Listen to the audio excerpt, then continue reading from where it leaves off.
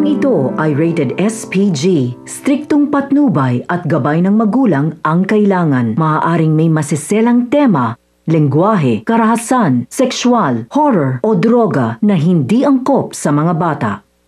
Agad hinabol sa mga kaibigan ni Tanggol si Paeng nang makita ito ni Madonna at Enteng na dala ni Paeng ang bag na may tracker. Dahil sa dami ng humabol kay Paeng, sinaboy ni Paeng ang pera sa mga tao na nasa paligid. Nagkakaroon ng pagkakataon si Paeng na tumakas dahil nagkakagulo na ang lahat. Dali-daling nagpunta si Paeng sa kinaroroonan ni Fatima at ibinigay ang bag. Inutusan niya si Fatima na umalis at dalhin si Tanggol sa ilog. Mabilis namang pinaharurot ni Fatima ang sasakyan, ngunit binalaan siya ni Tanggol na hindi sila titigilan sa mga tauhan ni Ramon hanggat hindi siya nito mababawi, at alam raw niya kung paano magagalit ang kanyang ama. Nag-alala si Tanggol na maaabutan sila sa mga tauhan ni Ramon, kaya sinubukan niyang kumbinsihin si Fatima na siya na ang magmamaniho. Pero nagmamatigas si Fatima at sinabi niyang kaya raw niya.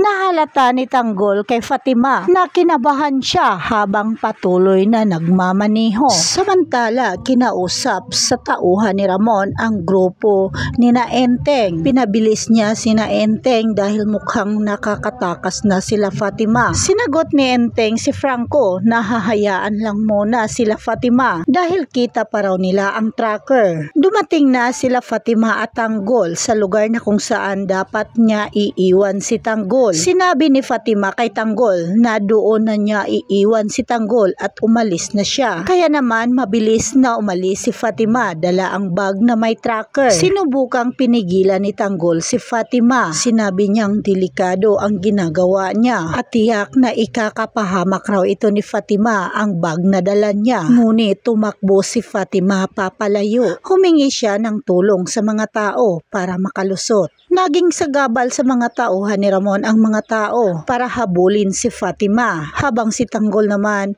ay sinundan si Fatima na aabutan niya ito at tinakpan ang bibig niya upang hindi sila makikita sa mga tauhan ni Ramon. Agad silang nagtago sa gilid ng iskinita. Subalit nagpupumilit si Fatima na umalis. Pilit niyang dalhin ang bag dahil kinakailangan raw ito ni Maki at para makapagsimula na rin ang kanyang pamilya ng bagong buhay. Muli siyang pinagbabalaan ni Tanggol na mas lalong ikakapahamak ito sa kanyang sarili. Habang sila Madonna naman ay patuloy na sinundan ang tracker na gumalaw. Agad silang nagdesisyon na ikutan ito para mahuli si Fatima. Ngunit tinulungan pa rin ni Tanggol si Fatima upang makalayo pa.